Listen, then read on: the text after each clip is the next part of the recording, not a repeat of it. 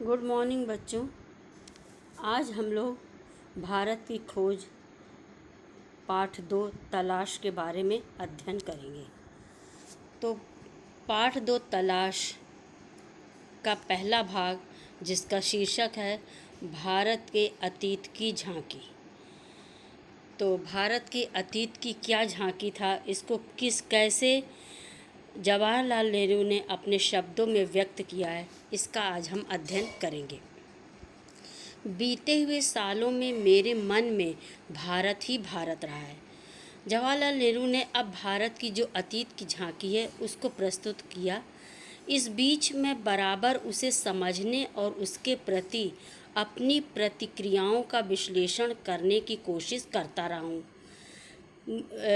भारत के बारे में उसकी क्या क्रिया प्रतिक्रिया है, उसका विश्लेषण, उसकी अच्छाई और बुराई, उसके बारे में समझने का प्रयास करता रहा हूँ। मैंने बचपन की ओर लौटकर याद करने की कोशिश की कि तब मैं कैसा महसूस करता था। जैसे बच्चों की हम लोग जब कभी कभी बचपन की यादों को करने के लिए बातों को जब याद करते हैं तो हमें अपने मस्तिष्क को जोर दे करके उन पुरानी चीज़ों की ओर, अपने बचपन की ओर लौटते हैं। उसी प्रकार से जवाहरलाल नेहरू ने अपने बचपन में लौटने की कोशिश की कि तब मैं भारत को कैसा महसूस करता था। मेरे मन में इस अवधारणा ने कैसा धुंधला रूप ले लिया था, मतलब उसमें अच्छे विचार, कैसे विचार थे, कैसा मेरा मन जो था उसका उनके समक्ष धुंधला रूप वो व्यक्त होने लगा। मेरे ताज़ा अनुभव ने उसे कैसे संवारा, फिर मैंने कैसे उसको आज के भारत के रूप में देखना शुरू किया। आखिर ये भारत है क्या? उन्होंने ये सोचा कि आखिर ये भारत है क्या।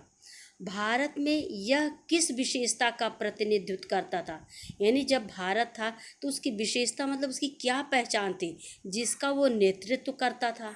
उसने अपनी प्राचीन शक्ति को कैसे खो दिया। जिस भारत जो है अपने शौर्य के लिए, अपने पराक्रम के लिए, जो अपनी साहस के लिए, जो अपने धन दौलत के लिए, अपने सौंदर्य के लिए जाना जाता था, तो आखिर उसने अपनी शक्ति को कैसे खो दिया।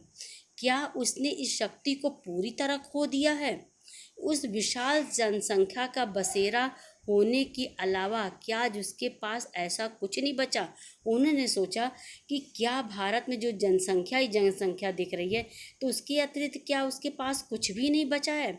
जिस भारत को हम जानदार, जो पहले कहा जाता था कि बहुत ही शौर्य पराक्रमी ऐसा भारत हमारे देश था, तो जिसे हम जानदार कह सकें, आधुनिक विश्व से इसका तालमेल किस रूप में बैठता है?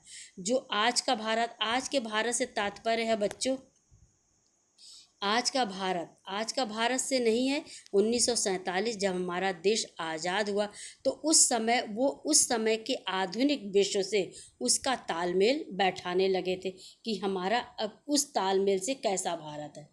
भारत मेरे खून में रचा बसा था।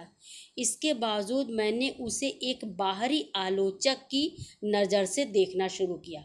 मैंने सोचा कि भारत तो मेरे खून में रचा बसा है, लेकिन अब मुझे भारत को समझना होगा, और इसको समझने के लिए मुझे एक आलोचक के रूप में, यानी एक विदेशी के रूप में उसको देख करके उसके बारे में जानना होगा। ऐसा आलोचक जो वर्तमान के साथ साथ अतीत के बहुत से अवशेषों को, जिन्हें उसने देखा था, नापसंद करता था। मतलब मैं उस आलोचक के रूप में इस भारत को देखूंगा जो उसके अवशेष, जो उसके टुकड़े, जो उसके छीण हुए भावनावशेष और जो भी चीज़ें उसके बचे हुए हैं, उसको उसके आधार पर कैसे लोग उस भारत को नापसंद करते थे, उस रूप में मैं देखूंगा। एक हद तक मैं उस तक पश्चिमी के रास्ते से होकर पहुंचा था। पश्चिम के रास्ते से मैंने पश्चिमी दृष्टिकोण से उसको देखने का प्रयास किया। मेरी भीतर शंकाएं सिर उठा रही थी। क्या मैंने भारत को जान लिया था? उन्होंने सोचा, क्या इतने से ही क्या मैं पूरे भारत के अतीत को जान सकता हूँ, या क्या मैंने जान लिया है? मैं जो उसके अतीत की विरासत के बड़े हिस्से को खारिज करने का साहस नहीं कर रहा था, क्योंकि मैं इतने बड़े भारत के अतीत को नहीं जान सकता था। इसलिए उसकी विरासत को मैं उस हिस्से को खारिज नहीं करने का साहस नहीं है। मैं ये नहीं कह सकता कि मैंने इस भारत को जान लिया है। लेकिन अगर भारत के पास वह कुछ नहीं होता जो बहुत जीवंत और टिकाऊ रहा है, तो वह बहुत कुछ जो सार्थक है, तो भारत का वजूद उस रूप में नहीं होता।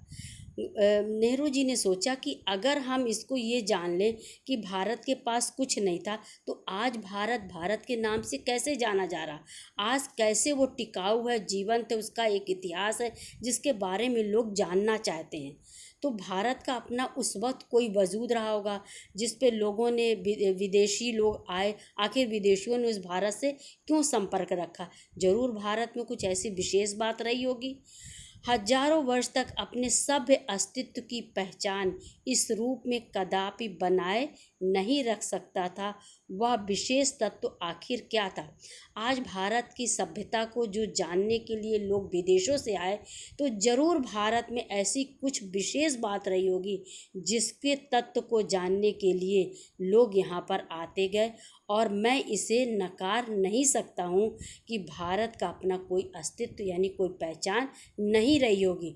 भारत अपने आप में एक विशाल देश था, विशाल उसकी पहचान थी, उसकी सभ्यता थी। इस वजह से उस भारत के बारे में आखिर उसका विशेष तत्व क्या है, इसे हम जानने के लिए आगे की ओर बढ़ेंगे। तो बच्चों, आज इस तलाश भारत के अतीत की झांकी को हम यहीं पे पूर्ण विराम करते हैं। शेष अंश हम अगले टर्न पर पढ़ेंगे। धन्यवाद।